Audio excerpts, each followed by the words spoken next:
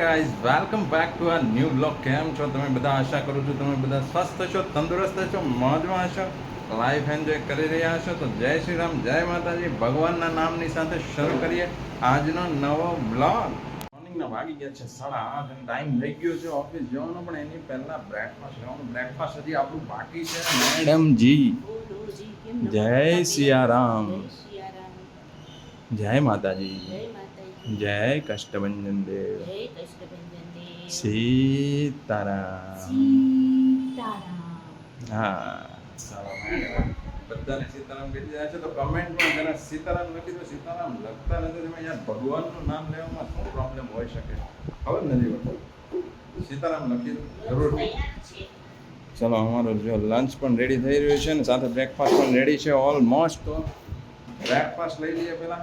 Breakfast લઈ લીધું છે ચકાચક અને ટાઈમ થઈ ગયો છે ઓફિસ જવાનો. ટિફિન ડોલચું લઈને તો ચાલો, ડોલચામાં આવે મજા આવે. ત્રણ જણાનું ભેગું થાય ને એટલે એકાદું સબ્જી ન ભાવતી હોય તો બીજાની સબ્જીઓ હોય સાથે, બીજું એક્સ્ટ્રા આઈટમો ઘણી હોય એટલે થોડુંક છે ને વધી જાય છે. તમે ટિફિન લઈને હાલો ને. અમારામાં શું ખાવું એમ? હું નહોતી લઈ ગઈ, પછી ઓલી ચોપા ટિફિન આવે એ નહોત લાવી, એટલે કે તમે હાલો ને. રાત હું ટિફિન નથી લાવી. ચેવડો. મેં કીધું લગનમાં જવાનું છે કે નહીં, નથી જવું તમારા લગનમાં. ચેવડો ને એવું ખાવું હોય ને ચેવડો અને એનું ટિફિન ન ખાવું હોય, આપણામાંથી લેવું હોય. આપણે રોજ એક એના ઘરનો ટેસ્ટ લેતા હોય બરાબર, એટલે પછી બીજા ઘરનો ટેસ્ટ આવે ને. ચાલો તો નીકળી તો ચેવડો ને એવું બધું.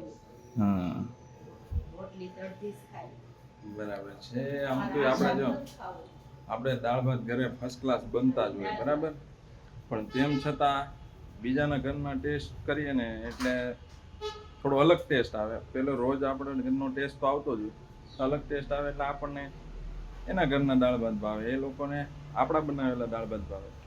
એટલે આવી રીતે હોય. સબ્જી પણ સેમ ટેસ્ટની જ આવતી હોય, આપણા ઘરે રેગ્યુલર બનતી હોય તો સેમ ટેસ્ટની જ આવતી હોય, બીજાની ઘરે અલગ ટેસ્ટ હોય.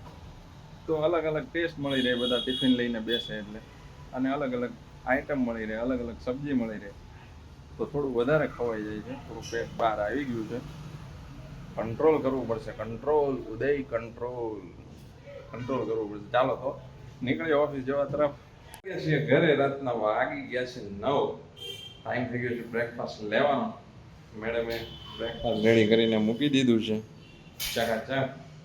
તો ચાલો પહેલા બ્રેકફાસ્ટની સોરી આ બ્રેકફાસ્ટ ને ડિનર છે ને સારું મગજમાં ઘૂસી ગયું છે.